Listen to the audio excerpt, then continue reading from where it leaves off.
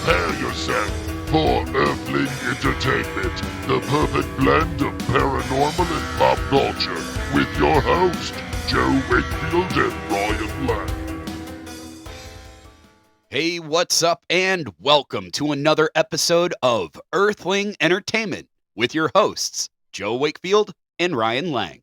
Hey, I'm your host who wants to remake Dawn of the Dead again, except now it's a shopping mall that's completely empty, and they go in there and they're just like, oh, shit. Joe Wakefield. I'll star in that. Hi, I'm Ryan Lang. You know, I bet we could, because We could do that. I bet renting a mall right now is incredibly cheap. They'll be like, yes! They'll be like, money? I'll take it. It's We- sad. We could really haggle with them. Well, no, it's sad.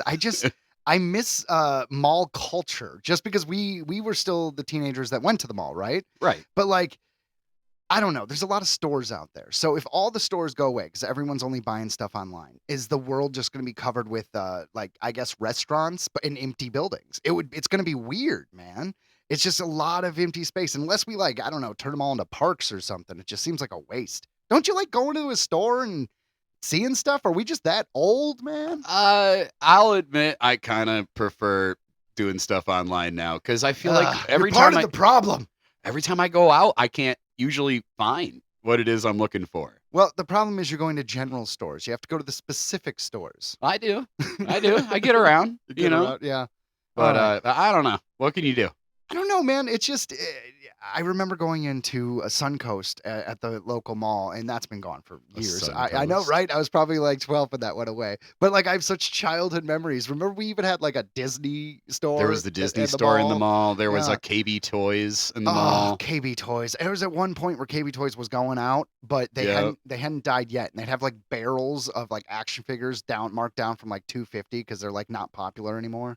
And they had like the T-shirt store. Remember T-shirt Place? I think the T-shirt place is still there. I don't think so. Are you sure? I'm pretty sure. When is the last time you went to the Southland Mall? Believe it or not, I think it wasn't that long ago. I think I took my kids just to do something. Well, now I'm depressed. Where are these people going to see Santa or the Easter Bunny or any of the other holiday creeps that are like probably really weird all the rest of the part of the year?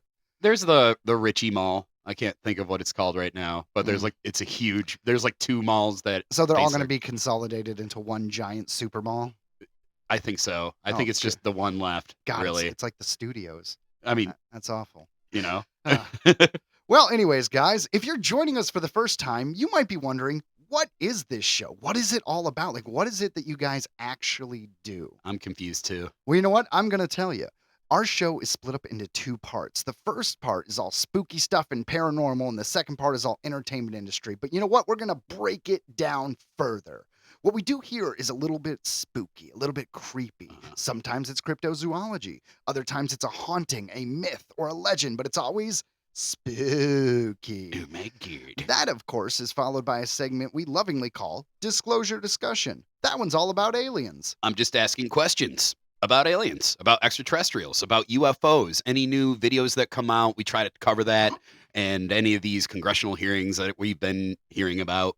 That's what we talk about. Yeah, hearing about hearings, man, all That's the time. what we do. Yeah.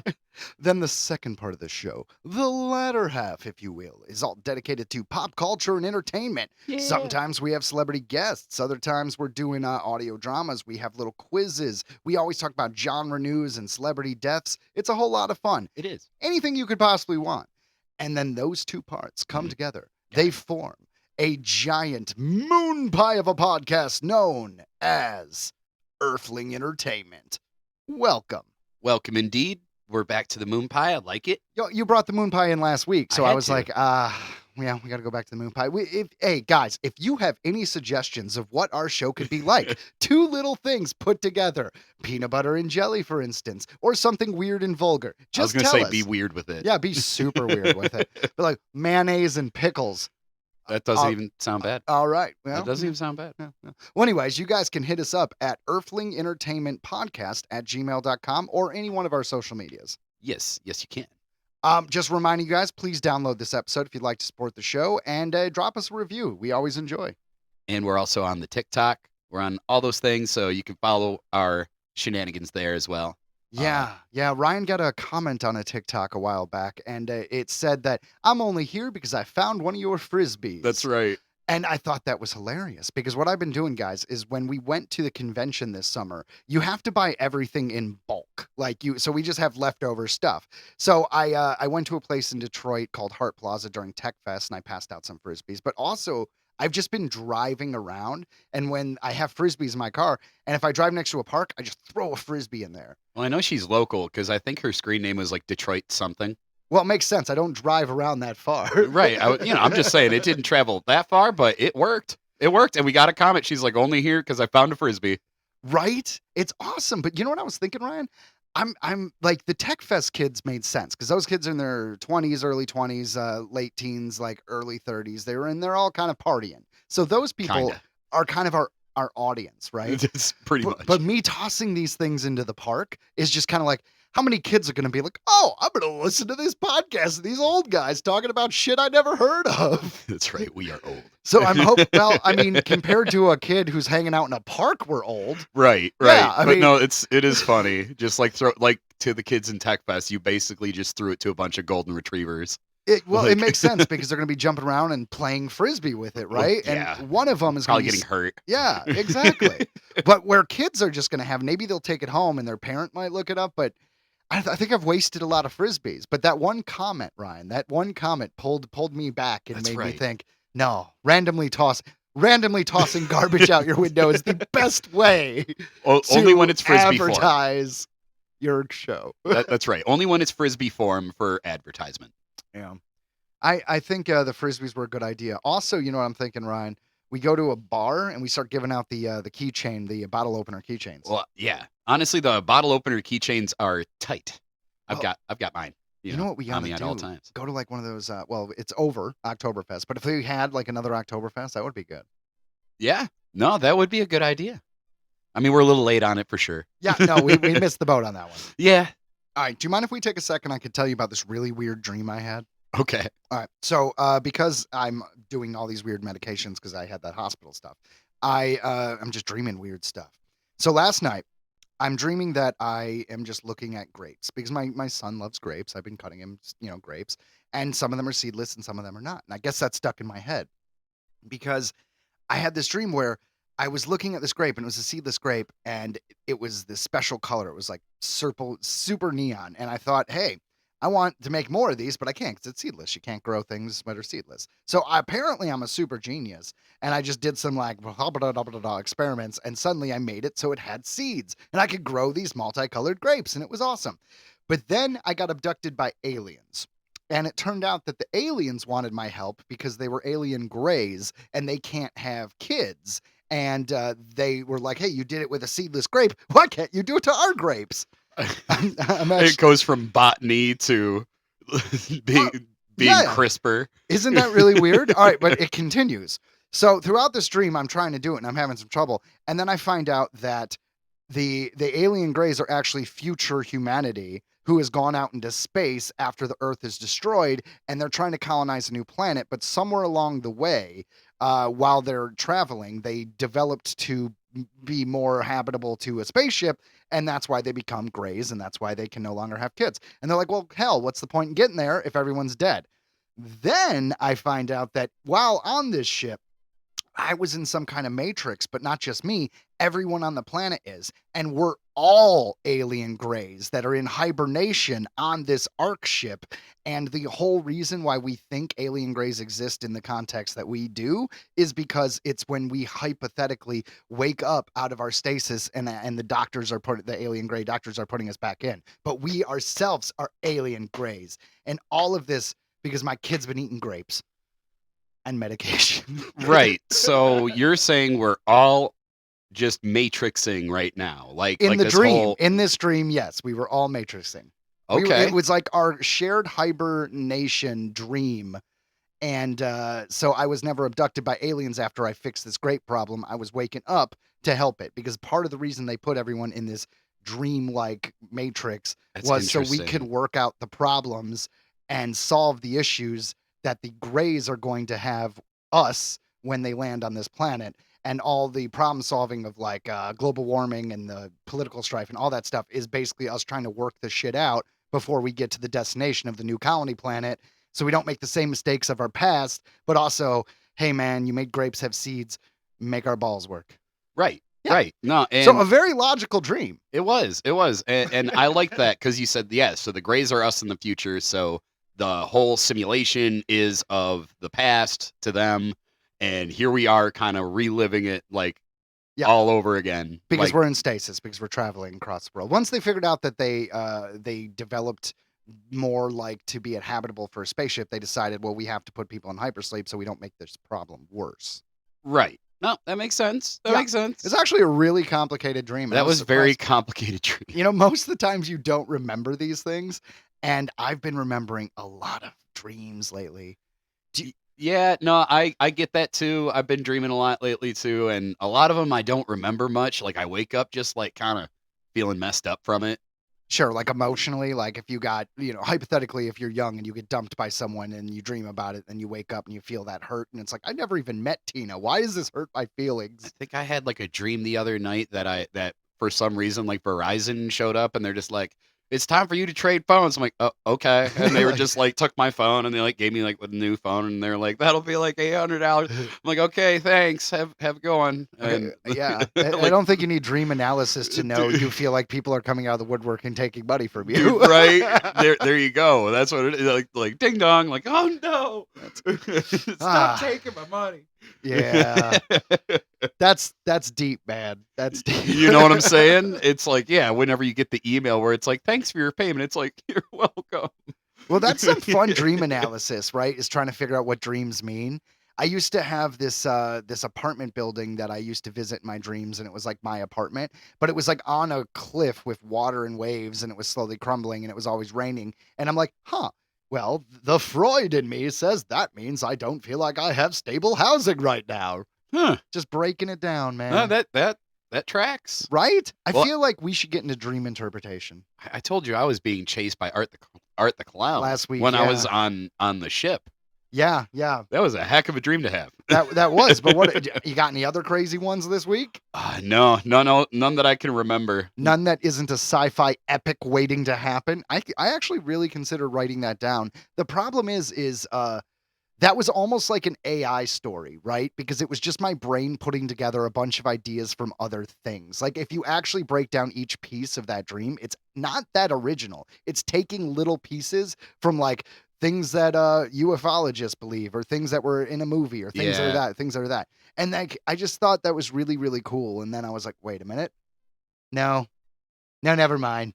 No. Yeah, sorry. you'd have to rewrite it. I gotta find a little bit of more of a spin, but still crazy that one, I had that elaborate of a dream that still made sense. Like a lot of times, you walk into the room and it turns out that it's in a basement of a bowling alley, and that shit doesn't make sense. But this dream actually like tracked almost like a movie. Yeah, So no, it definitely sounds. yeah, maybe not a good movie, maybe a Netflix original, but I'm just saying. No, not. But I mean, there's something there. You got something there. It's been long enough since the Matrix been out. No one cares about that anymore. You could add a little bit of that in there. That's fine. Do you want a good like living in a simulation kind of movie that is not the Matrix? What? There is this movie called The 13th Floor, which is really, really good.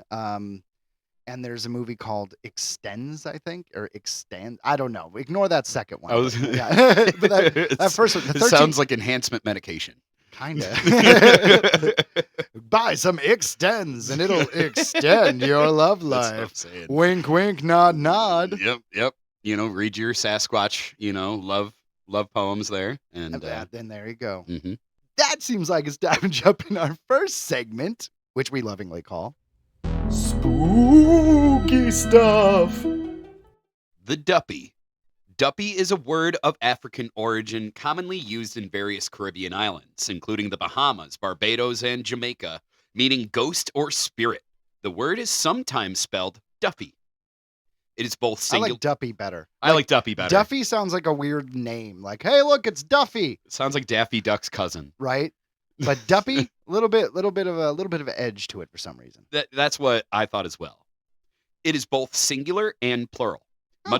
Much of the Caribbean folklore revolves around these apparitions. Duppy are generally regarded as malevolent spirits who bring misfortune and woe on those they set upon. They are said to mostly come out and haunt people at night, and people from around the islands claim to have seen them. They may be found in bamboo thickets and cottonwood groves and feed on bamboo or duppy pumpkin and strangler figs. Okay. Well, figs makes sense. But you know, the image of a bamboo forest in the fog, I mean, they show it in a lot of movies from the East, Yeah. which we're not familiar with that. Like we have pine forests. If you know what I mean? That's what so the imagery of like a shadowy thing moving through a bamboo forest it's so captivating to me because it's different. It's so creepy. Yeah, you'd hope it was a panda. I mean, sure. I was thinking, what is it? There's a movie, remember 47 Ronin? Oh, I do not remember. Okay, there's a movie called 47 Ronin, and Keanu Reeves was in it, and it flopped hard, but it was so good. It was over budgeted, and it was like a fantasy version of the 47 Ronin, because I think it was an actual thing that may have really happened. But they Okay. kind of like the Noah movie, they made it about like rock monsters essentially. But Oh, there's not really, but there's demons in the bamboo forest, and it's just that's the image of the smoky little creatures that I imagine. That is pretty cool. I That's pretty thought it was crazy. cool. Watch 47 Ronin. It's a good time. I'm not saying it should win an Oscar. I'm saying it was a good movie. It's fun. It's enjoyable. All right, so add it to the list. Back to the Duppy. Duppies appear from 7 in the morning till 5 in the morning and sometimes at noon. Duppy activities range from simple mischief to arson, beating, burning, poisoning, and stoning. I feel like if you do all those others, you don't even mention it simple mischief because it's like, why talk about the time you put a burning flag of dog shit on your porch? Like, you know. He also poisoned grandma. But like, Jesus, quite an acceleration. Well, you know, to be fair, she deserved it. She left it all to Fluffy. That's right. Had to take care of that cat for 20 years, and the cat left it to a stuffed mouse. Oh, you hate to see it. Cats shouldn't be able to hire lawyers. They shouldn't, but they do. Apparently, dude, has cat alimony we talked about last week. Dude, they're good. Yeah, these cat lawyers are good. A left-handed crack with a tarred whip and the burning of certain herbs can keep them away. The word duppy originates from the Ga language, as most of the African folklore and culture in Jamaica comes from the Ashanti people, which are similar Kwa-speaking people from Ghana. It could also originate from the special Akande Dapa, which occurs 9 days after the first Monday of the Akan month photo.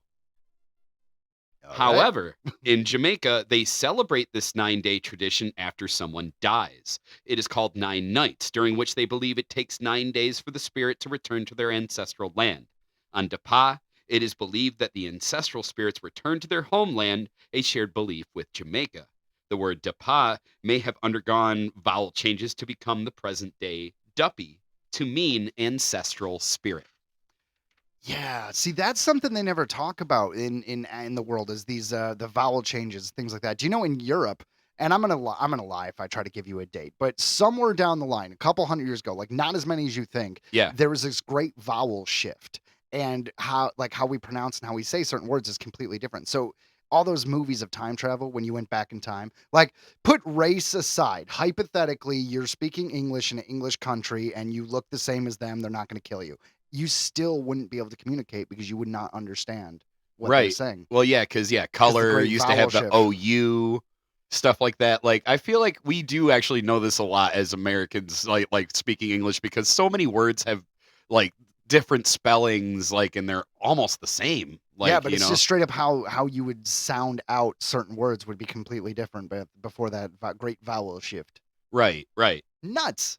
So in Obia, a person is believed to possess 2 souls, a good soul and an earthly soul. In death, the good soul goes to heaven to be judged by God, while the earthly spirit remains for 3 days in the coffin with the body, where it may escape if proper precautions are not taken, and it will appear as a duppy. Man, Yeah, but that sucks. you hate to be the earthly spirit, like, ah! like, yeah, be like, well, I'm just gonna sit here with this rotting body. And Well, what if your spirit's claustrophobic? I mean, you can't blame them for wanting to get out. I don't want to live in a box for 3 days. That's awful. And who's to say the conscious Joe right now that's speaking, is this my earthly spirit or is this my spiritual spirit or whatever? the earthly spirit, right? And yeah, it's like, how do I know which and one is which? How insulting to the earthly spirit. It's like, he's the good soul. It's like, hey, wait here. I'm It's the fine. earthly soul. It's fine. Just wait here. It's cool. Yeah, so you're just basically calling me dirt. Don't be a duppy. That's Don't be right. a duppy, Oh, Dick. Being the dick of a duppy. The rolling calf is an evil Jamaican shape-shifting duppy. The rolling name refers to roving or rolling through town, as the beast has a habit of tearing through villages on its nightly hunt. I can't lie. I'm just imagining a cow at night tearing people up like a bull in the ring, but he's got a bunch of glow sticks and beads, and he's rolling calf, yeah, yeah, yeah. The joke is he's on ecstasy, Ryan. Well, yeah. Dude, rolling hard, bro. It it is a shapeshifter, often taking on the appearance of a black or white hornless goat with a curly tail, a horrible smell, and is often wrapped in chains. One of its front legs is that of a human, other of a horse, and both of its hind legs are that of a goat. Oh man, you'd laugh at it so hard. That would be so weird looking. I don't think that would be horrifying. I'm coming to get you eventually. This is really difficult trying to walk with these weird limbs. And be like, all right, I'm glad you got out of Sid's attic, you fucking toy. Like, I've got one really long arm. This horse arm is a real pain in the ass, let me tell you. Yeah, it's like one's a human foot, so it's all soft and stepping on things that hurt. The Like, other one has a ow! hoof. Oh, God. This is a terrible, terrible mix-up. Like, I mean, don't misunderstand. I don't want some weird, crazy spirit cow beast to come and kill me. But if I gave me a laugh before I went, at least you could go out I heard kicking. you laughing. I'm coming for you now. Go out like Jack Nicholson in the Batman movie, man. Just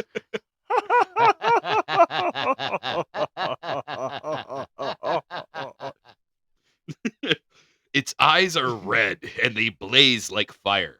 The rolling calf can also appear as a cow, cat, dog, pig, goat, bull, horse.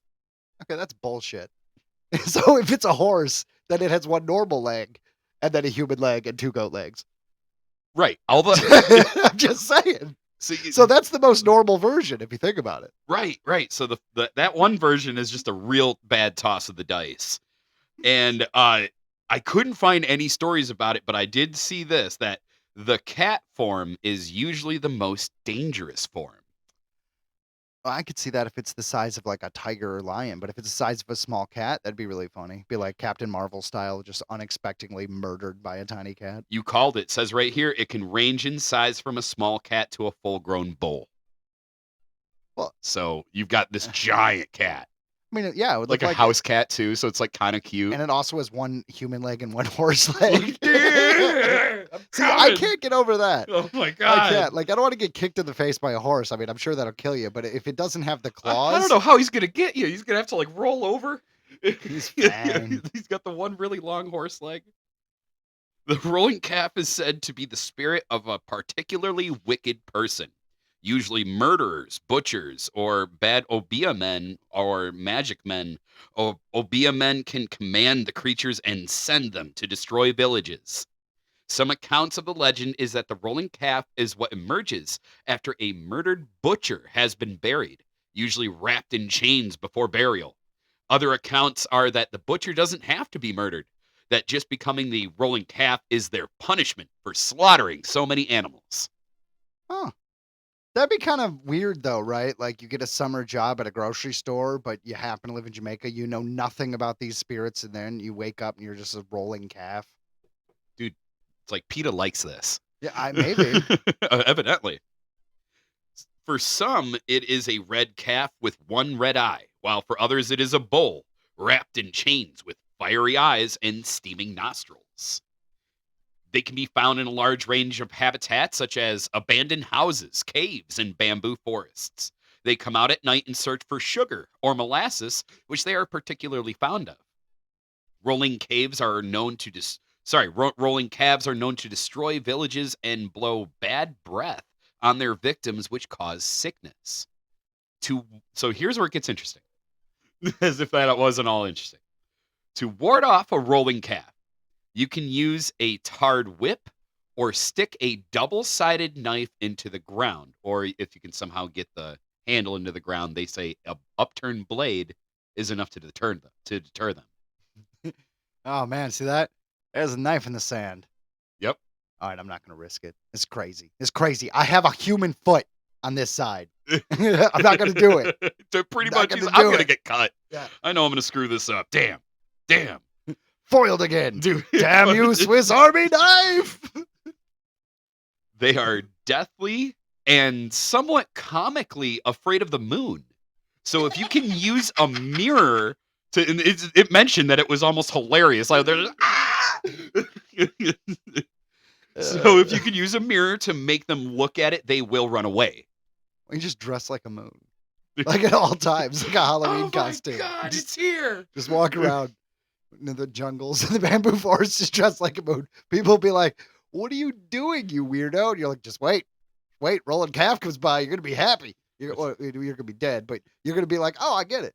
Everyone's dead, and you're just like, ha, ha, ha, ha. And that's when I saw him, Father. He came out of the bamboo forest, a round moon covered in the blood of his companions. It was beautiful. It was beautiful. I wasn't even gonna try to do a Jamaican accent, so I went with bad. I don't even know. Like, we just kind of made something up there. I like it. It worked. But no matter how you get rid of the rolling calf, once it's gone, you will want to leave immediately. The creature will return soon with a vengeance. For an easier trick, run across the street. It doesn't cross streets. No one is really sure why, but it will not follow. What am I, a chicken? Like, this is straight up, like, yeah. There's some weird loopholes to this Dude, one. it really has some. You can also drop items behind you as you run, as the rolling calf will have to stop and count them. So he also has a bit of ADD, Does poop count? ADHD. Like, I don't know. Because you're running, right? Right? So if you drop some poop, you think he'll count your poop? I don't know, man. If there was a giant, like, horse-legged, human-legged, goat-legged cat that was chasing me with red eyes, and there happened to not be a street I could cross, maybe. Maybe. Not a bad idea. Over generations, Jamaicans have developed various strategies to protect themselves from encounters with the rolling calf and other malevolent spirits. These include carrying objects believed to have protective powers, such as salt or crosses, or engaging in specific rituals that ward off evil spirits. Such practices underscore the deeply ingrained belief in the supernatural and the ways in which folklore and tradition shape daily life. The rolling calf, with its eerie chains and fiery gaze, is a captivating figure in Jamaican folklore. It serves as a reminder of the island's rich cultural heritage, blending elements of fear, morality, and the supernatural. As Jamaica continues to evolve, the tales of the rolling calf or other folklore characters remain an integral part of its cultural identity, passed down through generations and continuing to inspire both fear and fascination. In the heart of the Caribbean, these stories endure, preserving the memory of the island's ancestral past and enriching the lives of those who still heed the night for the sound of rolling chains. I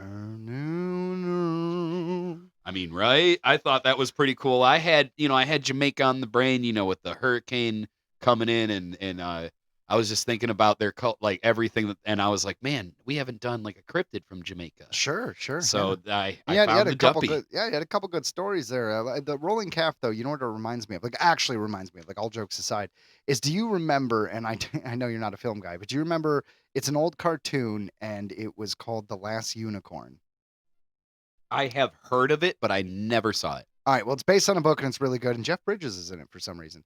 But in that, there is this villain, we'll say, and he basically is responsible for, like, trapping or getting rid of or whatever all the unicorns, and it is like a fiery bowl, and it's really creepy, kind of like the rhino from James and the Giant Peach. Like, I was just about to it's say scary, that. I man. swear to God, I was about to say that. That one did scare me when I was a kid. That scared everyone. My wife will not let and I know he's 2.5, so he might be too young for it. She's right, but she will not let me play him James and the Giant Peach. That's so fun. I thought you were about to say she won't let him ride a bull, and I was just like, damn. I mean? Like, I feel like if you were like a rodeo have to family, agree- 2 years old might be okay to it's ride like, a bull. I think I but that's agree not with her, me. Joe. I think I agree with her. It's too soon, bro. I wanted her to ride this fiery, flaming chained bull, and my God, she just said, "Not yet. Let's wait until he's in preschool." I shit you not. That's where my head went. I don't know, just the way that you were progressing with that. That's pretty good. But okay, yes. So don't watch James and the Giant Peach just yet. It's a little, Just yet. Yeah. it's a little creepy. But like Ryan said, he's been Jamaica on the brain, so we follow through. We have 2 awesome segments in our disclosure discussion, both about Jamaica. So let's jump into the alien part of the show right Yeah. now. Disclosure discussion. Ha ha ha ha. It's about aliens and stuff. UFO sighting. Florida flight crew spots strange glowing object at 45,000 feet over the Bahamas.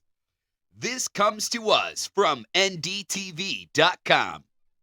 A flight crew on a private Surjet plane bound for Florida witnessed a bizarre phenomenon while flying over the Bahamas at high altitude. According to the New York Post, the crew, consisting of 2 pilots and a flight attendant, saw strange glowing orbs darting around the night sky, leaving them stunned. The incident occurred on December 23rd of 2024 as they flew back to Fort Lauderdale on an empty plane when they received a transmission from Miami Air Traffic Control. The flight attendant said she saw the objects appear as white lights in the night sky and transform into green as they observed. Cassandra Martin shared her extraordinary experience with NBC News, revealing that the mysterious object accompanied their plane for approximately 45 minutes before vanishing into the darkness. Quote, "It started as white and then it got like green and almost like a electric, some type of energy around it. All of a sudden I heard traffic control say, 'We have a foreign object. Can you please identify it?' I looked to the left and the pilot saw 3 objects. I only saw one, and I grabbed my phone. I just pressed it to the window to see if I could get a video of what the object was," Miss Martin told NBC Miami. And what I have right here is just a terrible little screen cap of one of the image of the video she took. It was pretty blurry. You know, I don't care how good these phones are getting. I feel like you're never going to get a good shot or video. It's like, I feel like I just want to be there and I want to see it myself. And while that would be scary as hell, especially because I don't like flying, but like, we on a video or a photo are never going to be able to see No. what she saw, No. right? And I kind of feel like, we're smart people. Is it a UFO? Is it well, it is a UFO. It's unidentified flying object, but is it an alien controlled vehicle? Is it a ball lightning? Is it, weird static electricity that like came up over a mountain because of weird astronomical blah, blah, blah, blah, blah, blah, blah. I don't know, Weather balloon. but I want to see it, man. I agree. So she said, "I don't know what it was." And then I zoomed in as much as the phone allowed me to. And the object was white and it turned slightly green, almost kind of like it had an electric field around it of some sort. And it stayed with us for about 45 minutes. And then we didn't see it again. And we were about 45,000 feet and it was way above us, she added. Yeah. So, I mean, obviously pretty high. The object's high altitude and irregular zigzag movements, as described by Miss Martin, effectively eliminate the likelihood that it was a drone or a weather balloon, respectively. I think we were astonished, and it was something that you really can't explain, but I don't have the qualifications to know what that is. What was it a bit eerie? Yes, but again, we were pretty high up, and whatever we saw was even higher than us, and it had the capabilities to just zigzag and change color, so that was a little daunting to say the least, Miss Martin explained. I would be worried if it was above me. Have you not seen Independence Day? Right? Yeah, everyone looks up and they're like, "Oh God, I hope they bring back Elvis." They died. They died in that movie. Yeah, no, and Independence Day is like some of my favorite type of aliens because I feel like that's the most likely, where it's like basically like almost like better or not like insect race ish that just kind of come and just take over. Yeah. Like Yeah. Well, if that 31 Atlas is this alien spaceship and they're hostile, like, things are going to be changing. All you guys out there being like, "Man, I wish something would happen." Well, maybe it will.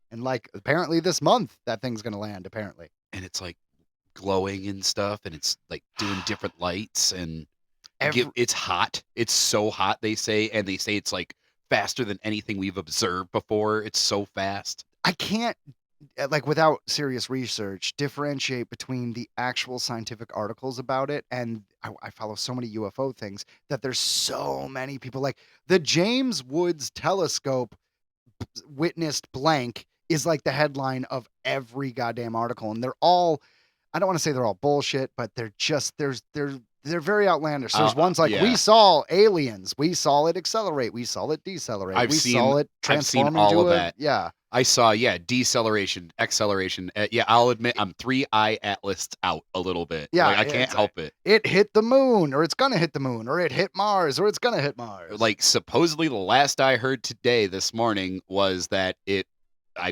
guess tonight is it coming around the sun, and that's when we're going to see what the heck happens. Yeah, the article I saw today was like, because it's close to the sun, we got to witness this and that. We saw some peculiarities, and I didn't read any more of that one. No, I'm 3-eye atlased out. I'm not going to lie, guys.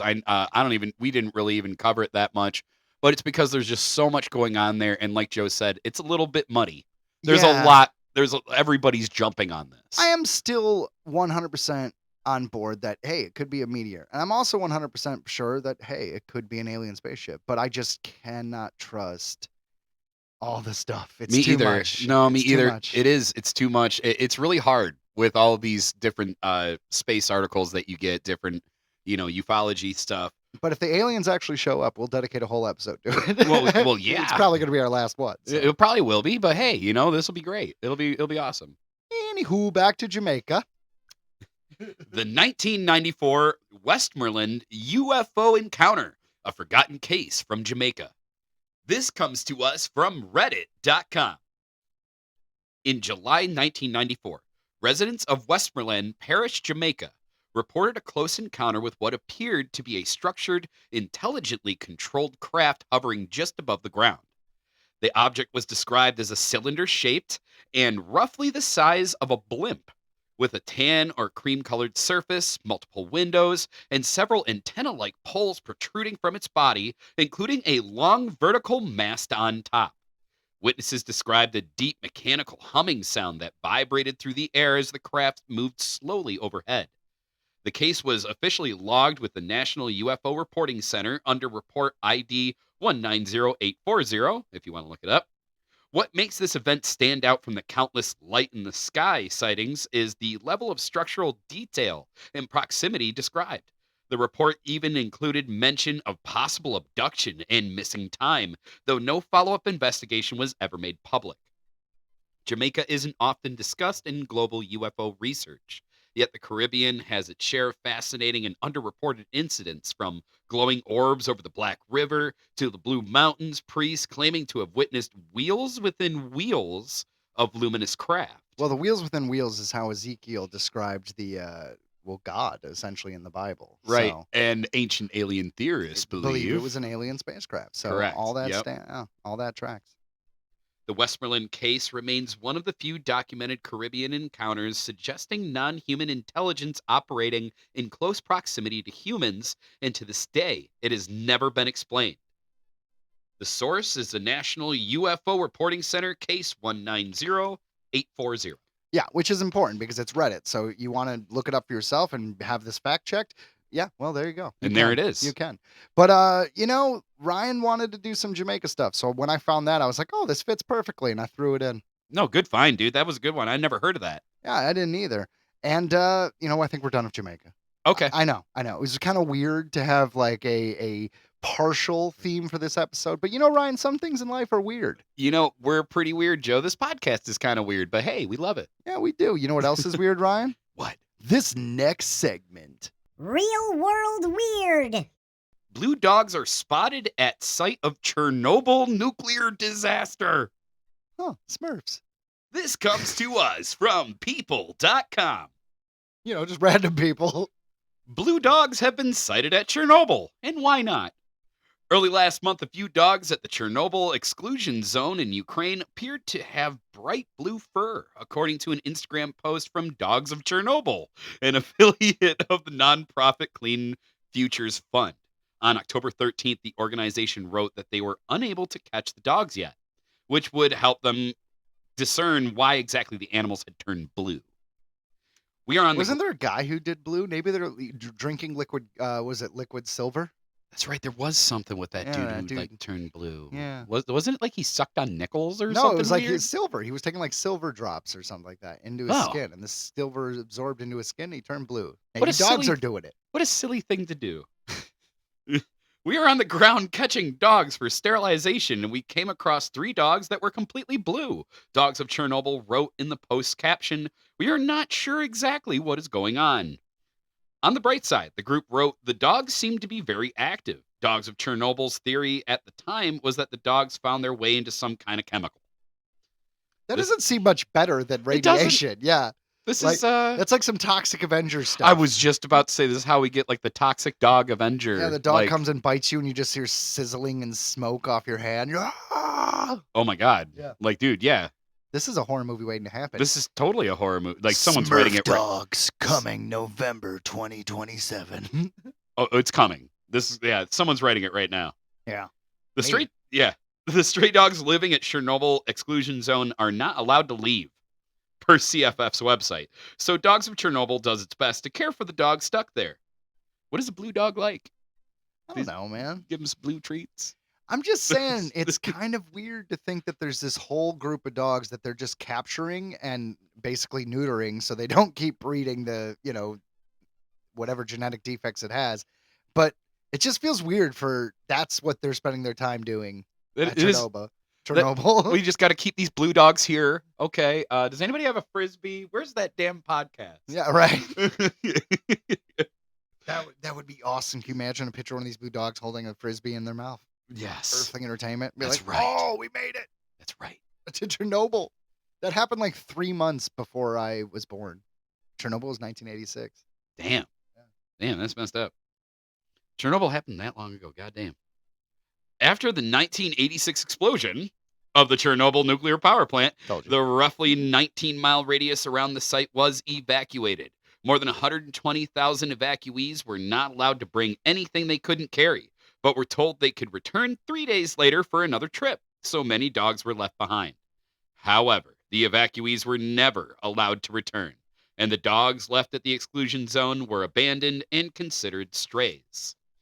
Yeah, but it's just weird that humans would have so much radiation poisoning that they all pretty much died. But yet these dogs, at least some of them, survived to the point because these dogs don't live that long. So if it's 1986, these are ancestors. These are like 4 generations, 5 So they generations have been of dogs. breeding Exactly. radioactive puppies. Well, that apparently are turning blue. I mean, that's kind of a cool thing. I mean, yeah, it's not the worst. Are there any side effects? Like, is it just blue? Well, If they it's just haven't blue, captured cool. the dogs. Yeah, right. Right, but I don't know, man. If Ninja Turtles and Daredevil and any of these things, Toxic Crusaders, have taught me anything, it's that toxic waste and pollution give you superpowers. So if you see any radioactive symbols or you see any industrial waste, you owe it to yourself to roll around in it. well, It's very important. and now these dogs know that they are immune, right? So now they just have to spread radiation and take over the world. Blue dogs win. They're not blue, but there's a movie called Coyotes with Justin Long in it. It looks brutal. Looks Oh. brutal. Justin Long? Yeah. I'm a fan. Yeah, me too. That sounds good. Anywho, let's go to the next weird thing. Factory worker receives all his colleagues' salaries by mistake, refuses to return any money. I mean, what's the legality there, right? Prove it. Yeah. Prove it. This comes to us from OddityCentral.com. A factory worker in Khanty-Mansisk, Russia, is being sued by his company for refusing to return over 7 million rubles, or $87,000 American. He was wired by mistake due to a software glitch. What a nice glitch. It's glad one of those worked out for us finally, not like Skynet. I know, right? Dude, go ahead and hand me 87,000. I'll take it. When he received a notification from his banking app at the beginning of this year, Vladimir Ruchkov couldn't believe his eyes. Apart from the 46,954 rubles, or $581 US, he knew he was owed as vacation pay. He also received the mega bonus of 7,112,254 rubles, or like I said, 87,000 US. I mean, so 7 million sounds like way more than 87,000, but I will take $87,000. That'd be amazing. Right. Almost $100,000, and I mean, even if I paid off all my student loans that are remaining, I'd still have money left over. I would take it. Oh, dude, I would take it. Are you kidding? There had been rumors among his colleagues that their factory was preparing a sizable 13th salary for them after a prosperous year, but he never expected anything like this. However, his joy of becoming a millionaire was short-lived, as he soon started receiving phone calls from the accounting department to let him know that he had been transferred the 7 million rubles by mistake, and he had to return it. After doing some research online, Vladimir decided he disagreed.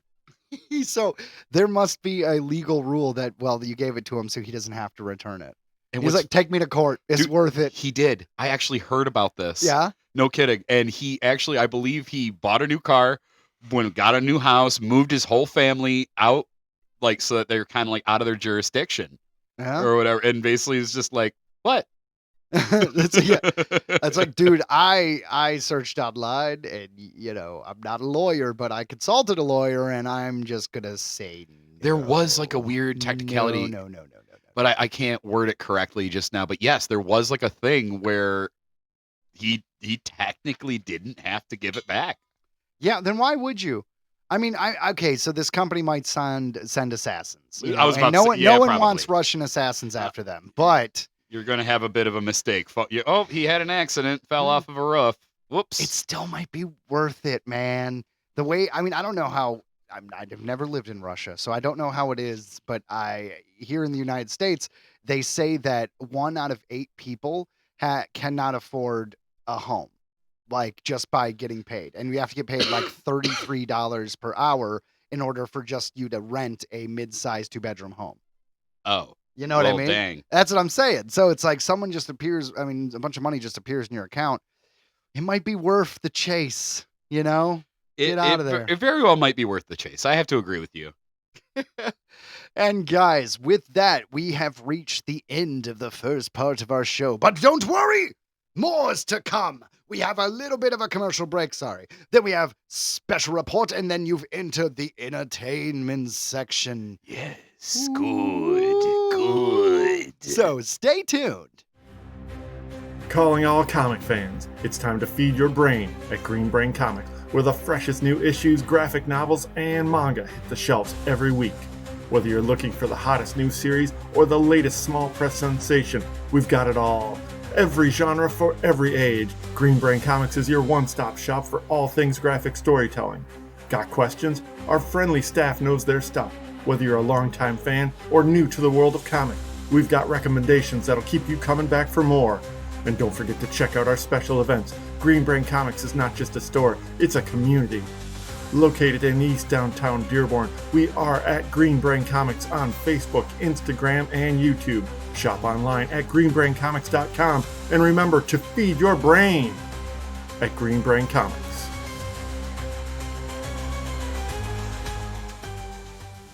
Earthling Entertainment Special Report. Disney TV stations are no longer available on YouTube TV. That's right, no ESPN, no ABC, none of it. 2. Jessica Lange returns to American Horror Story for season 13. 3. King of the Hill has been renewed for season 16 and season 17. 4. Godzilla -1 sequel officially titled Godzilla -0. 5. The Rey Star Wars movie has been delayed again, and new reports suggest that they won't start filming until the second quarter of 2026. And this has been Earthling Entertainment Special Special report. Report. Special report, yeah. Special report. I guess that brings us to the last half of the show, which is the entertainment section. I love this section. It's my favorite, I have to be honest. I love this section as well. We heard a lot of good things from our special report.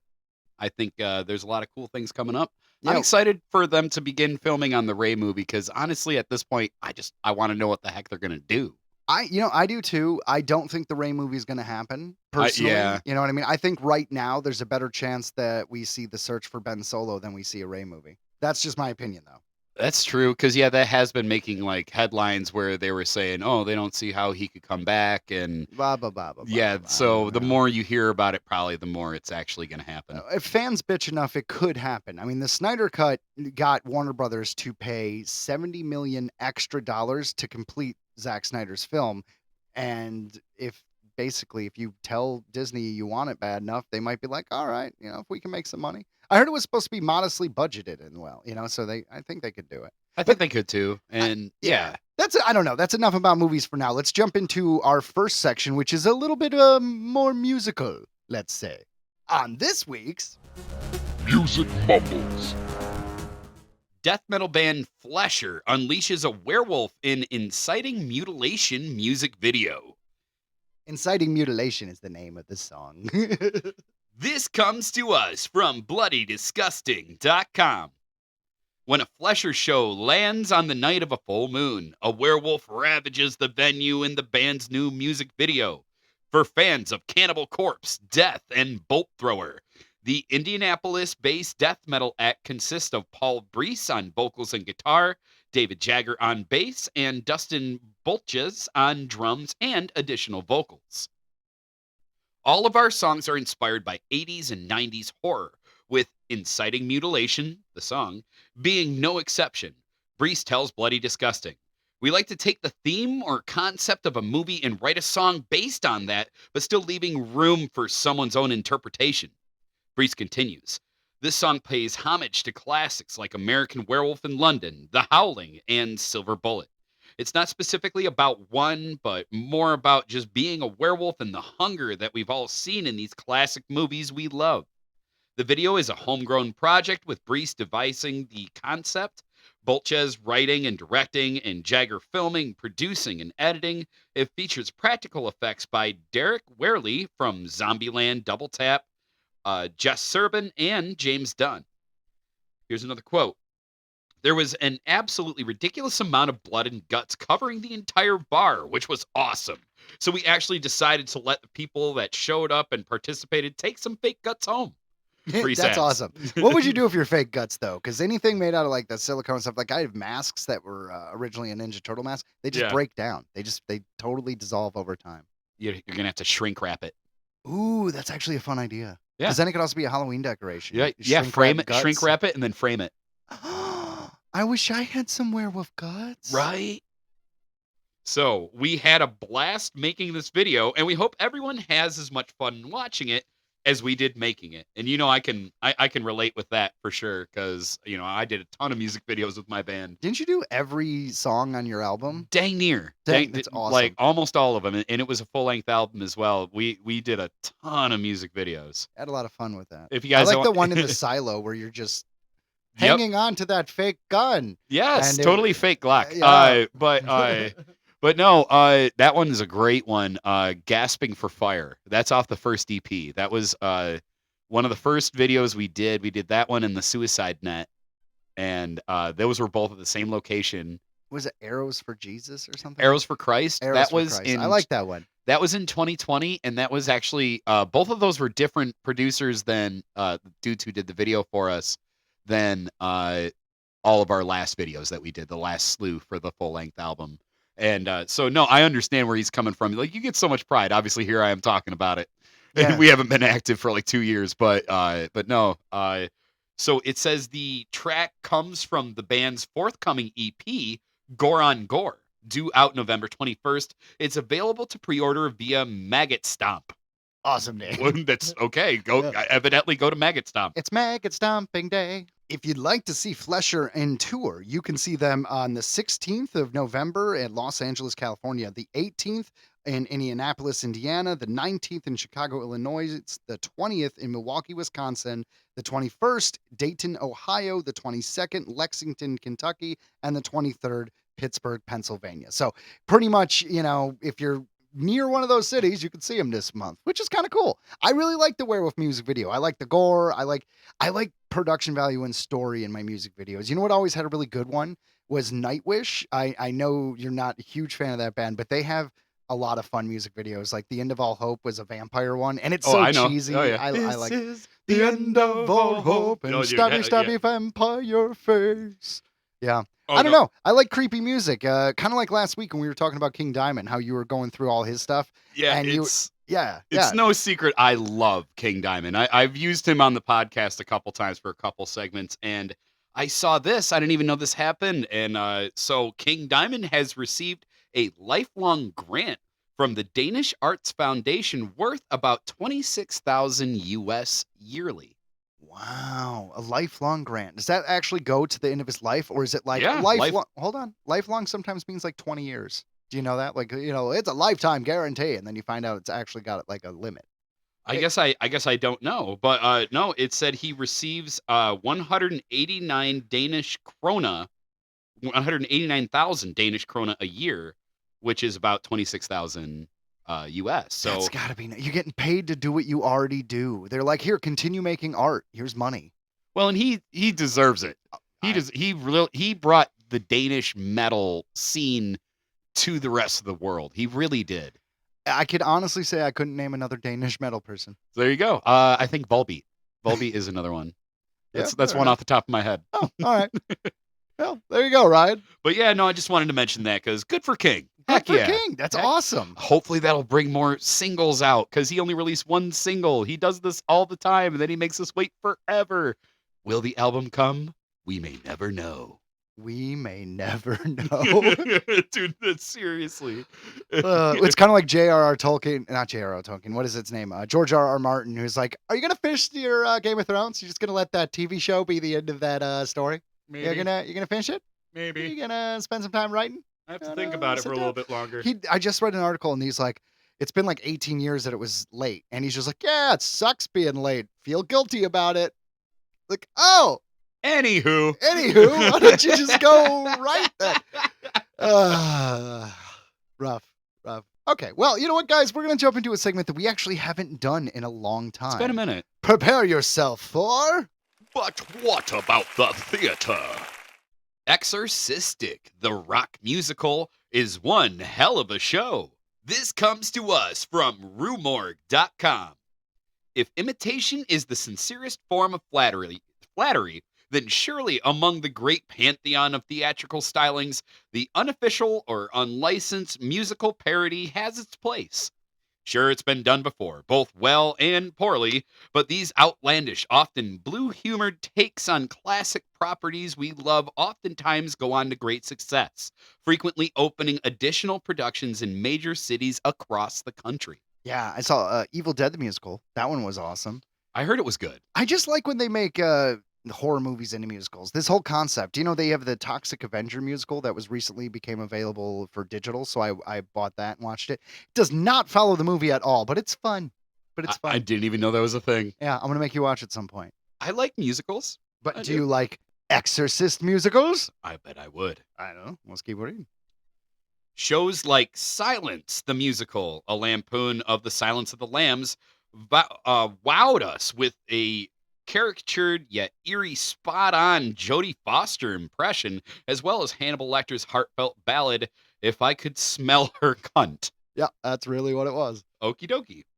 While Evil Dead the Musical provided plastic sheets and rain ponchos to those seated in the theater's front rows, aka the splatter zone.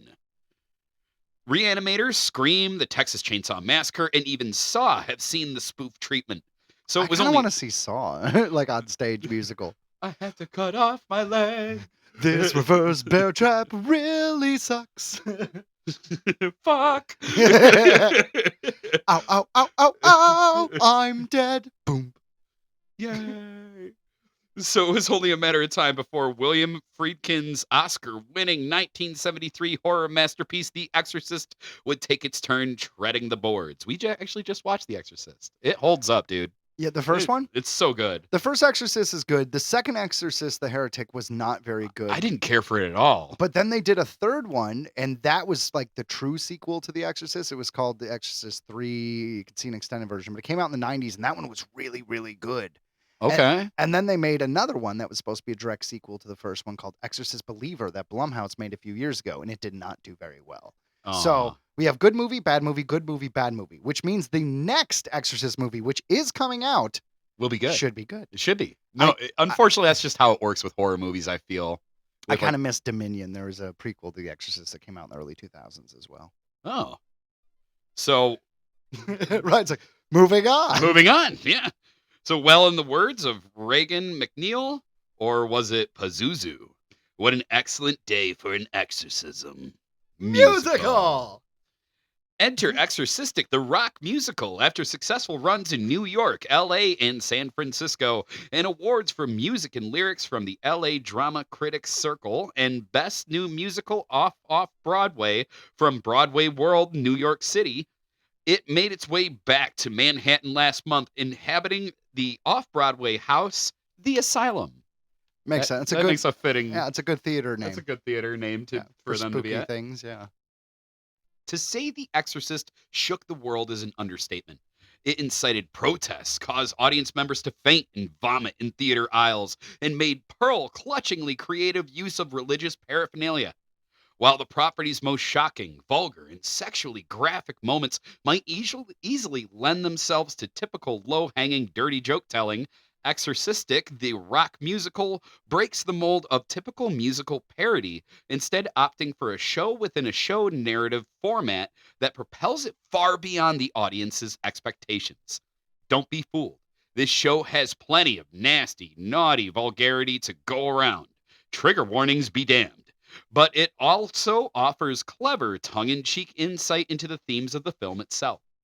The show begins as a staged reading of the New York based on Friedkin's iconic film. As the show progresses, so does its stages of theatrical development, from workshop phase to opening night. This gimmick allows for pauses for commentary on the film and its legacy throughout.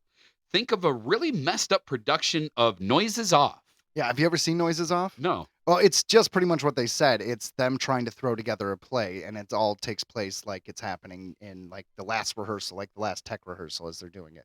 Well, it's kind of like that. Like this Exorcist is a frame. They use making the Exorcist on stage a framing device, and No, that is cool. I Yeah. like that. a lot of fun. It's not fun being in the middle of it though. Like we've been in many stage productions. The whole that whole process is like takes forever. Just building everything. Oh my Hell God. Week. Yeah. Yep, Hell Week. That's what they're called. The show emphasizes nuances that the film merely implies, such as what exactly Hollywood director Burke Dennings may have been up to in Reagan's bedroom the night of this accident, and no homo bromance between Father Karras and Father Dyer. These choices not only offer a new look into the classic film and demonstrate admiration and appreciation for its complexity, but blow them way out of proportion, allowing for incredibly inappropriate jokes. Finally. There's a certain artful cleverness in offering thoughtful thematic examination one moment and raunchy masturbation jokes the next. It may be low art, but it's on the high end. Yeah, I like that. Like, look, I'm gonna be honest. It's stupid, but it just works. It just works. Some things are that way. It's just so bad it's good. Yeah. You know? Yeah. As for the cast, it's clear they're having as much fun up there playing as the audience is having out there watching. Emma Hunton commands the stage as Megan, impressively sliding her impressive vocal technique back and forth between a strong, healthy belt and a comedic demon growl. I always was impressed that you could do that in your band, like the really deep, like Right. Yeah. Haven't done it in a couple years. I probably hurt my throat. Opportunities for lewd crowd work abound, particularly in her jazzy, show-stopping Act 1 finale number, the highly hummable Your Cunting Daughter. Do you know what she did? Your cunting daughter. La da da da. Ultimately, Exorcistic the Rock musical has more to offer than a lot of parody musicals. Genuinely funny jokes, a creative take on the format, and memorable music worth listening to the cast recording for, not to mention the stellar charismatic cast itself. Even those who aren't fans of musical theater won't help but be possessed by its raunchy charm. Yeah, so add that to the books, guys. If you want to, go out there and you want to see the classics, the shows, you're like, we got to check out Wicked. We got to check out Mormon, the musical, or the Book of Mormon. You know what we're going to do now? This Exorcist. I want to see it. I want do. to see it. I want to see it. I think they closed already at the Asylum. They ended it in October, so we got to see where they show up next. So stay tuned with that, I guess. Oh, for sure. For sure. A little bit of culture. I was going to say we show. got cultural in this show. Good. The theater. Ah, yes. Well, now let's talk about dead people. Okay.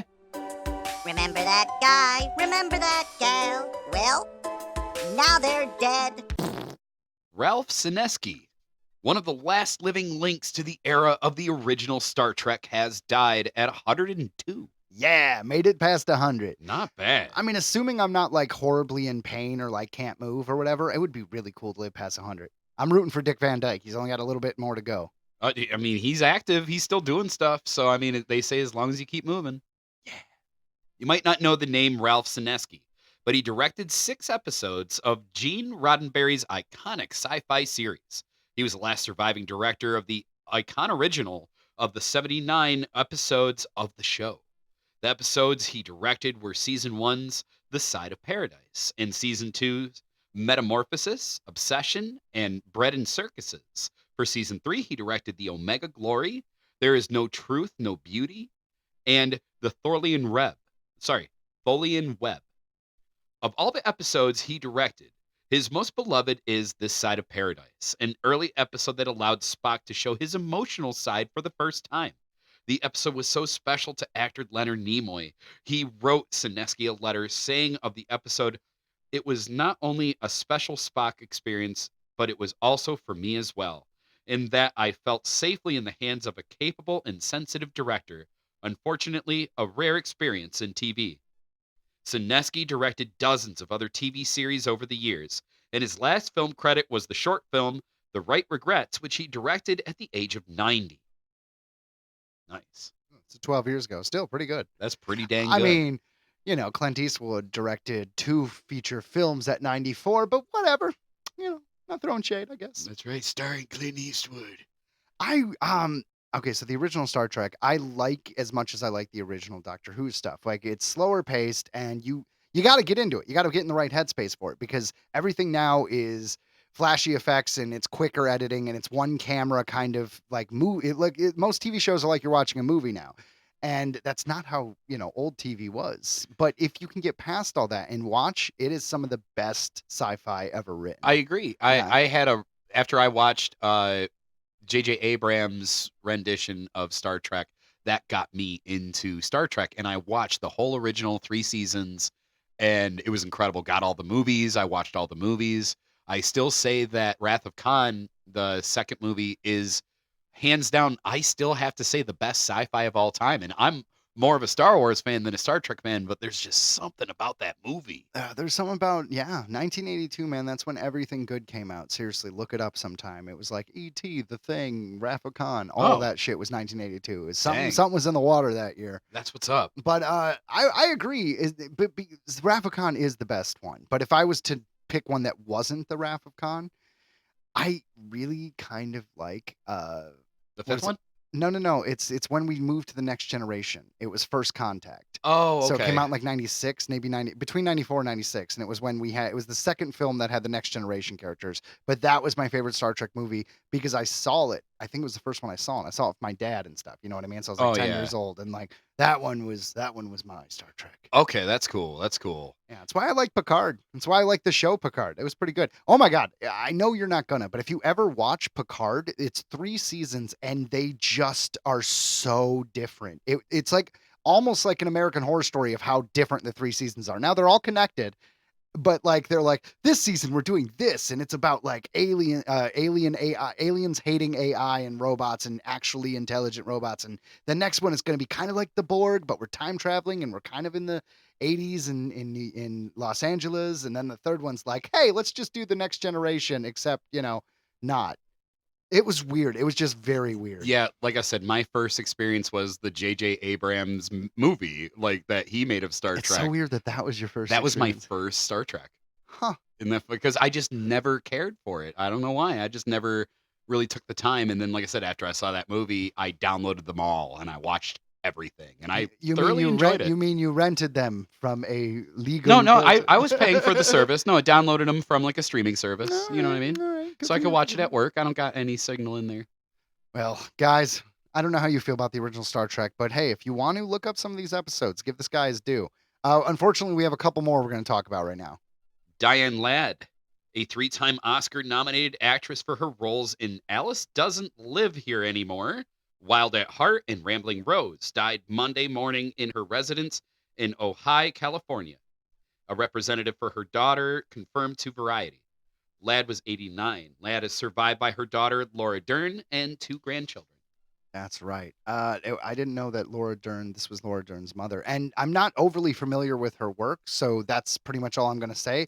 But my buddy was really, really into it. He was telling me all these old sitcoms and other things that she was doing. He's like, oh, can you believe she's dead? And I felt like you, when I'm talking and you're just like, I don't know what you're saying. Yeah, I do fall into that pit sometimes. Well, I still wanted to give her due because apparently some people are really miffed that she's gone. No, definitely. Rest in peace. Rest in peace. And now for our final departed celebrity, Donna Jean Gadchow McKay. Donna Gadchow, the first and only female vocalist for rock band The Grateful Dead, died November 2nd. She was 78. Born Donna Jean Thatcher in Alabama on August 22nd, 1947, she began her career as a backup singer. She soon became an in-demand session singer in Muscle Shoals, ALA, where she contributed to hits like Percy Selge's When a Man Loves a Woman. When a man Yeah. loves a woman. And Elvis Presley's Suspicious Minds. She also added her voice to songs by Duane Allman, Cher, Neil Diamond, and Boz Scaggs. Yeah, so quite a career. She joined the Grateful Dead in 1972 after marrying band member and keyboardist Keith Godchow. As the group's first and only female singer, Godchow is considered pivotal in shaping the band's sound with her harmonies and artistic expression. She eventually departed the group alongside her husband a few months after the release of the 1978 Shakedown Street. The couple formed a new group, the Heart of Gold Band, but Keith was killed in a car accident a few days after their first gig. Godchow is survived by her son, Zion Rock Godchow.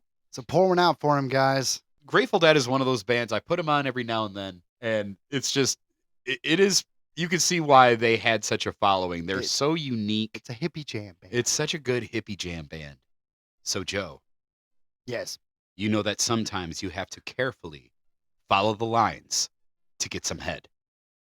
Lines. Okay.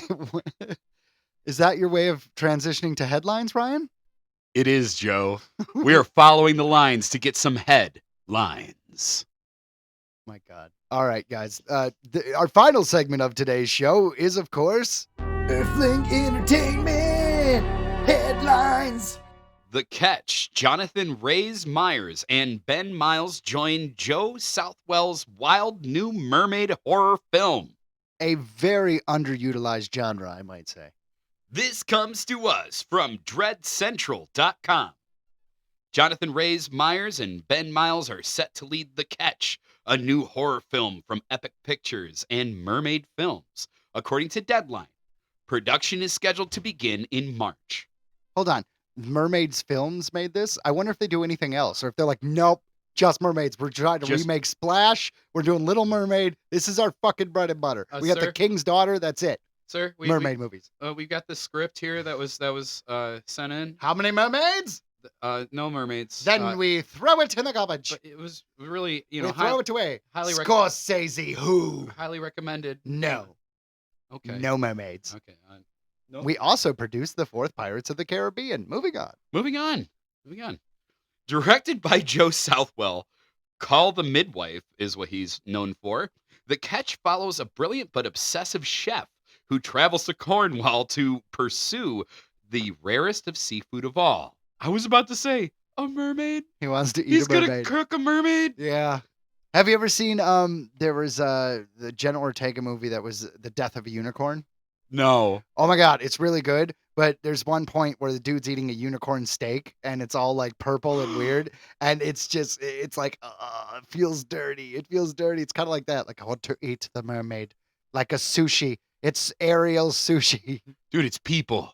It's just different people, man. It's people with a little bit of fish in them. The aliens just, manipulated them different. His fixation soon descends into madness, revealing that some legends are better left undiscovered. The film is produced by Sarah Gibbings from Welcome to Wrexham. Welcome to Wrexham. That was the... Thank you. Yeah, you know how what Ryan Reynolds and Rob McElhenney have bought a soccer team in England and basically revitalized a town. It's on like 4 or 5 seasons. But basically, I could tell by the way you're looking at me, you have no idea what I'm talking about. In real life, like it's a reality show, but in real life, they purchased this soccer team in England. Okay. It's called Welcome to Wrexham. It's a good show. I think they call it football over there. They do, but I was talking to you, Ryan. With Epic Pictures serving as the global sales representative and introducing the project to buyers at the American film market. Epic Pictures CEO and executive producer Patrick Ewald described the film as a razor-sharp blend of myth and obsession, adding, with Jonathan Rhys Meyers and Ben Miles bringing fierce depth to their roles, and the visionary partnership of Joe Southwell and Sarah Gibbing steering the project, this haunting film is destined to make waves. I can't lie. I'm going to look it up. I can't wait to see this. It sounds weird. I was one of the only people who were excited for, like I said, Death of a Unicorn, and this feels like the exact same movie with a different mystical creature. I am in. I just feel like, in. yeah, with eating a mermaid or a unicorn, like it feels like a Harry Potter no-no. Like, Fair right? enough. That's what made Voldemort in the original film, right? He was like drinking like unicorn blood. Yes, but in the Harry Potter mythos, you could drink unicorn blood and it will save you from death, even if you were 10 seconds away from bleeding out. If you were if you're at death's door, it can save you, but it isn't a whole life. It is a Right. half-life. That's right. I'm already living a half-life, so that's fine. Oh, it'll be a quarter life then. It wouldn't be that fine. Oh, damn. Yeah. Want to stay away Can they from take some of the work life? They can take that part. Yeah, I guess. Anyways, I'm into it. I like weird movies. And yeah, so let's jump into headline number 2. Ryan, take it away. The greatest event calendar a nerd could ever want. This comes to us from nerdist.com. Inspired by holiday season advent calendars, the Disney Store is offering its unique spin on the concept with a brand new Star Wars themed mini lightsaber countdown calendar. I know, I thought this is really for you, buddy. I'm getting it. Presented in small individual display crates, each of the 12 hilts is detailed replica of life-size legacy lightsaber hilts. Each of the mini lightsabers from this advent calendar belongs to an iconic Jedi Knight or Sith warrior from the galaxy far, far away. The crates each feature a display card that can stack on top of each other as you count down to your special occasion. Maybe it's Christmas, or a birthday, or maybe even Wookiee Life Day. Could be. I like to wear some robes and walk around in the candles, Wookiee Life Day. Wookiee Life Day. The Star Wars lightsaber hilts included in this Advent-like calendar include Darth Vader, Luke Skywalker, Yoda, Ben Solo, Kylo Ren, and Qui-Gon Jinn. Also, Mace Windu, Obi-Wan Kenobi, Princess Leia, Rey Skywalker, Count Dooku, and a Clone Wars-era Anakin Skywalker. Each hilt comes with an individual display crate with a clear front. In addition, each crate features each particular character's name, and it includes a display card with their affiliation and details of the blade color. You can lock in the crates together, and the Star Wars Countdown calendar arrives in a tray box. Sadly, this set has no Ahsoka Tano, Kanan Jarrus, or Ezra Bridger lightsabers. Maybe they decided to keep this to the Skywalker saga films only. And although he's in the films, no Darth Maul, thanks to his lightsaber being double-bladed. Yeah, it's like, that's too big. That's double the money. Right. Double the flavor, double the fun. Darth- Donnie the many, no. Darth Maul. Darth Maul. Right now, the Star Wars Miniature Legacy Lightsaber Hits Countdown calendar is only available for backorder on the official Disney online store. It'll set you back only about $99.99. Ah, it's like one of your helmets, Ryan. You can afford that. No, that's literally like the price of one of my helmets. So yeah, definitely I would look into that. That's really interesting. And did you know, I didn't know this. I looked into it, and this is totally canon. I thought that crystals, like kyber crystals, were naturally different colors, and obviously a Sith would have to bleed it to make it red, right? Pour all their hatred into it. I knew all that, but I didn't know that actually the Jedi do something similar. They pour like their knowledge, like themselves into the crystal, and that's what gives it the blue or green or purple color. Huh. Or yellow. Or yellow. And or any other color if we get another celebrity who's like, I demand aqua. I'm honestly here for it. Yeah, I'm good with it. Especially with the Knights of the Old Republic games, they had so many different colors. But yeah, I didn't know all kyber crystals are naturally clear. They have no color. So they're white. Yeah, so Like, I had isn't no idea. Ahsoka's lightsaber's white now? That's Like, now because that she's she- an adult. She purified bled crystals for those. Ah. And I You know believe what's funny is you make fun of me for my nerdum. You like every time we bring up Avatar: The Last Airbender, you can't help but joke that it was a prequel to Captain Planet. it But is. then you're sitting here like breaking down how we bleed kyber crystals, Yes. and you're like, but I'm gonna judge you, sir. But I'm gonna not- judge you. I'm not judging. I think it's a great prequel. Dude, I love Captain Planet. Yes. I know. But like I said, I did this advent calendar story for you because we did the Ninja Turtle cards for me last week. So we're gonna do your fandom a bit, Ryan. I like that. Thank you, Joe. I'm definitely gonna look into that because I honestly visit the Disney store every other few days just because I like to see what they got. Well, you know what? I know you're also a huge fan of Middle Earth. I am. Well, let's talk about our headline number 3 then. It's not great news, but go ahead. Amazon cancels their biggest Lord of the Rings video game project. This comes to us from Collider.com. The road to Middle-earth has ended once again for Amazon Game Studios following the news that the giant has officially canceled its Lord of the Rings massively multiplayer online role-playing game, marking the second time in recent years that an ambitious attempt to bring J.R.R. Tolkien's world to life has fallen apart. The news came from former Amazon Games engineer Ashley Amrin, who shared on social media, "This morning, I was part of the layoffs at Amazon Games, alongside my incredibly talented peers on New World and our fledgling Lord of the Rings game. Y'all would have loved it." Oh, that's sad. Yeah, I know. I would have played it.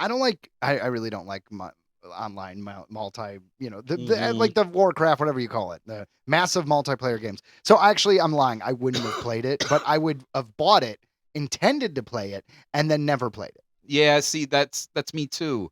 I haven't played Fallout 76. I didn't play Elder Scrolls Online. I didn't play any of that.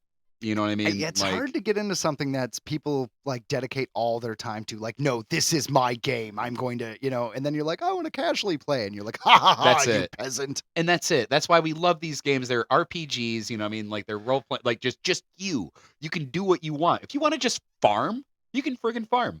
You made a whole YouTube channel out of building structures in Fallout 4. I did. You know what I mean? did, Like yeah. and you were like, by the time I went and actually played the game, I was like level 50,000. Oh like, yeah, if you want to beat a Fallout 4, just build until you drop, and then I think I was 153 when I like played the last level. It's so wild. That's so wild, Joe.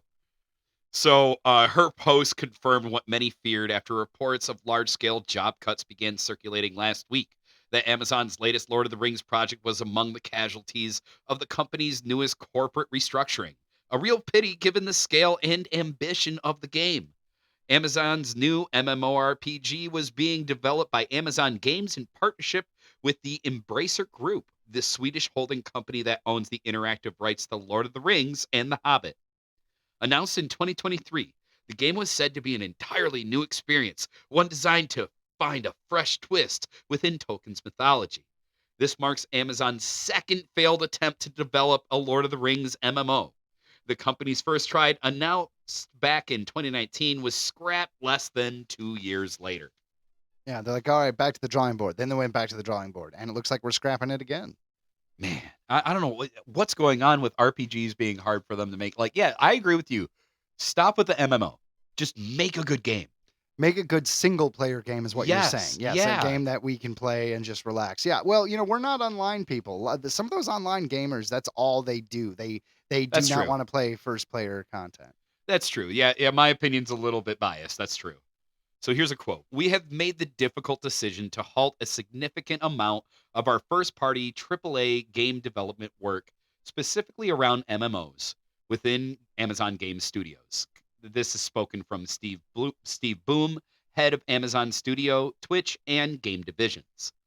Amazon remains heavily invested in Tolkien's world on another front, producing the Lord of the Rings, The Rings of Power series for Prime Video, which is currently in post-production for the 3rd season. And I know you said I need to watch the 2nd season. The 2nd season makes the first season good. Like a lot of people weren't fans of the first season. I admit that I wasn't a huge fan of the pacing. But in the second season, they quickly get rid of characters you don't care about. They focus on the storylines you do, and everything is just richer and better. And by the end of the second season, you are going to be so excited for the third season. If you are a fan of Tolkien stuff, like I swear to God, you right there, you Ryan, I you know. will fucking love it. I know, dude. My list is so long. But funny, we're talking about Lord of the Rings and stuff. I had a coworker today ask me. He was like, "Dude, I've never really given Lord of the Rings or The Hobbit a shot. What do you think? Should I watch The Hobbit first or Lord of the Rings first?" And I'm like, "So watch Lord of the Rings first." And he's like, "Well," and he's younger. I think he's like 10 years younger than me. Yeah. And he was like, "Well, blah blah. Isn't Hobbit the prequel?" I'm like, "Yeah, but it's also a newer movie. I feel like you should watch Lord of the Rings first because let's face it, it's dated. It is an older movie. We're talking it's over 20 years I know old." the graphics, it is over 20 years old, but the graphics hold up in my opinion. I agree. But that's why I told him, I'm like, I think you'll appreciate it more if you watch Lord of the Rings first. Watch that trilogy first, then watch The Hobbit the way everybody else did. Yeah. Can you? I don't know. It seems like you're hesitant. Should I have told No, him the other way? I'm not hesitant at all. It's just there's two different trains of thought, right? Like there's nothing that happens in the Hobbit movies that really informs the Lord of the Rings beyond finding the ring and a Right. little bit of added scenes they did that weren't in the book, where Right. they seek out the necromancer who ends up being Sauron. And no Tom Bombadil. Tom Bombadil's in the Rings of Power. That's right. You did tell me that. Yeah, he's in season 2 of the Rings of Power, and it is Is he naked? glorious. Not yet, but God hoping for season 3, He Ryan. better be. He better be jumping around naked. He's a big burly naked man. I don't know. Go relax while I frolic and find berries. La la la la la. Do you know what they say Tom Bombadil is? Hmm. Well, it's never been explicitly said in Tolkien's writings, but many believe that he is. Do you know? It's really deep Lord of the Rings lore. Okay. So there's, and I'm not going to try to Strap in. pronounce the names, but there's a main god, and the main god made a bunch of angels, and they're not called angels. And he told them to sing, and they didn't know why, but he were singing, and they ended up creating the planet Earth. Like their song was constructing the planet. And then it gets into like, the bad guy Morgoth, who is like the basically the Satan of the universe, and how he kind of effed up the song on purpose. And the point is, they say the manifestation of the song itself is Tom Bombadil, or Tom Bombadil is basically Jesus, which is the human form of the God. Huh. See, I would have guessed like he was just kind of like a weird kind of fairy, like a weird kind of nymph or something Well, of the forest. Yeah, well, that's kind of what they allude to in the book, but then he talks about being like older than the trees and the rocks and things, so That's true, That's yeah. where all that other stuff comes from. But there's one final headline of the day, and that is, do you remember the 1999 Mummy movie? I am insulted that you asked this question. Fair enough. Well, what about the 2008 third Mummy movie where they got rid of the original actress who played the wife? I loved all of them. You loved all of them? All of them. Well, there might be another one. I'm ready. All right, jump in, Ryan. Brendan Fraser, Rachel Weisz reuniting for fourth Mummy movie. Huzzah. Brendan Fraser and Rachel Weisz are reuniting for another Mummy adventure. Filmmakers Matt Bettinelli Open and Tyler Gillette, who call themselves Radio Silence, are set to direct the fourth installment in the decades-old action franchise. I actually am really excited about this. There was rumors this was going to happen. I didn't think it was, because they've been rumoring that there's going to be another Mummy forever. Bettinelli Open and Gillette are best known for 2019's Ready or Not and reviving the Scream franchise for Paramount in 2022. Universal, the studio behind the original monster movies, had no comment. Fair enough. Fraser led the 1999 reboot The Mummy, which co-starred Wise and became a box office hit. Because it was awesome. Because it was awesome. And the second one was pretty good too, even though it was less so. Though the weird mummy monkeys that chased him was like, I loved it. Do you know they had a cartoon that was like, I think it took place after the second one, and that lasted like a season. And then people forget like the Scorpion King, which was the villain in the second film, that he had spin-off movies. Everyone And it was remember- actually really good. right? The Scorpion King with Dwayne Johnson. Yeah, it was from what I remember, I haven't seen it in years, but I remember loving it. You know, there's 5 of them. did not. Same producer. I'm sure it 5 was. of them. Good for that Mummy, person. the last one was the Mummy Book or the Scorpion King Book of Souls. That's right. He's got all the souls in a book. I'm just saying, if you follow all of those movies and then the mythology that is given to you in The Mummy 2, none of it lines up. None of it all. They're like, he's a good guy. He's a bad guy. He's a good guy. He's a bad guy. He did this horrible thing. He didn't do a horrible thing. He's the Rock. Now he's white. Okay. I feel like I've watched The Mummy a million times. Like, I'm not even exaggerating. I've watched it so many times. It came out in 99. Like, that was such an impressionable time for me. Like, I must have seen that so many times. What a great movie. Oh my God. The lines are hilarious. Brendan Fraser's sexy. You know, what can you say? Like, remember Brendan? Okay, yeah, but he was no George of the Jungle. I was about to say, remember him in George of the Jungle. You know what was funny is I was watching George of the Jungle recently because my little boy likes it, and I'm like, he got typecast. I'm sitting there, I'm like, he's just playing the character from Encino Man. Pretty much. Oh! Pretty much. Did you ever see the straight-to-video George of the Jungle sequel? I did not. Well, there's this great line where in the beginning of the movie, the new guy comes up, he swings in, he hits the camera, and he's like, hi, hello, me new George. And then he like leans into the camera and he's like, because studio too cheap to pay Brendan Fraser. And then he goes on with the rest of the movie, and it's golden. It is so good. Okay. Well, and I feel like, after Encino Man, I saw an interview with Adam Sandler and Brendan Fraser where Adam Sandler literally said, like, for Airheads, he laid his neck on the line for Brendan. Like, no, he should be Chaz. And they were like, you mean the stupid Encino Man, caveman guy? No, we're not going to do it. And he was like, no, this is your man. And obviously, we love Airheads. Me and Joe even wrote a sequel to Airheads. We actually did, yeah. Which is brilliant. I've told the story of the sequel that we wrote. And if we ever can get a hold of them Adam Sandler guys and the Brendan Fraser guys, I think they would do it. We seriously have the best idea. Like, maybe we might have to do it coming up. We might have to actually, like, just in the podcast, like, recite the whole story. Just do it. All right, we can do that in the future. All right, hold on. The Scorpion King came out in 2002. The Scorpion King 2, Rise of a Warrior, came out in 2008. Classic.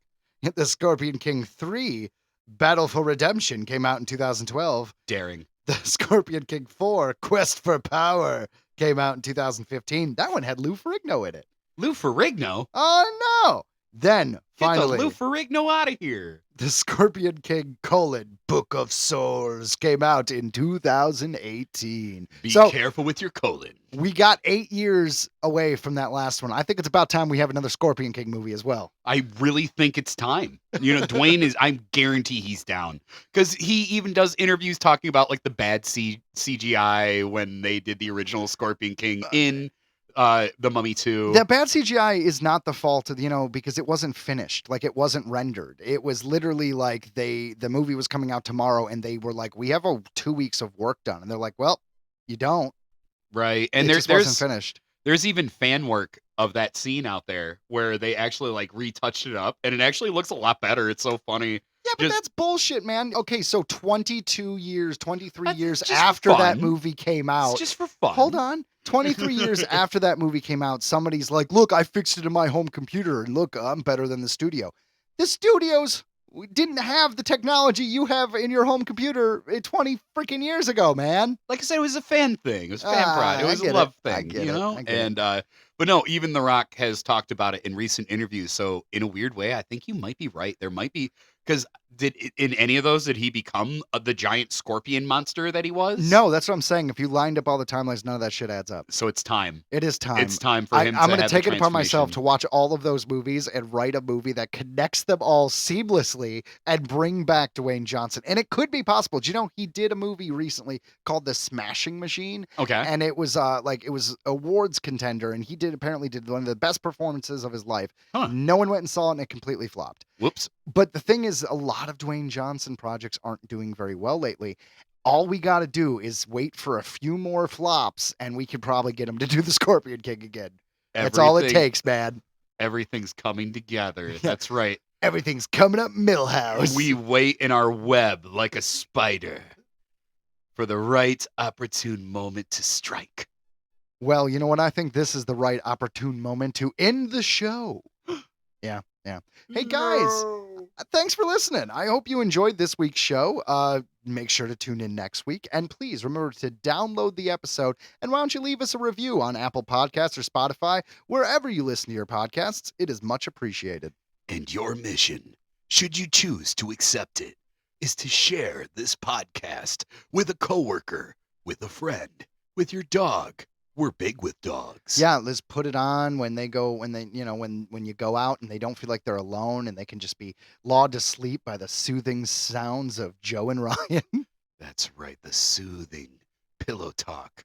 That is Earthling Entertainment. Hear about them blue Chernobyl dogs? I heard about them from Earthling Entertainment. Sounds rough. Can I pet that dog? All right, they got nothing. I know. Can I pet that dog? See ya. Goodbye. Bye.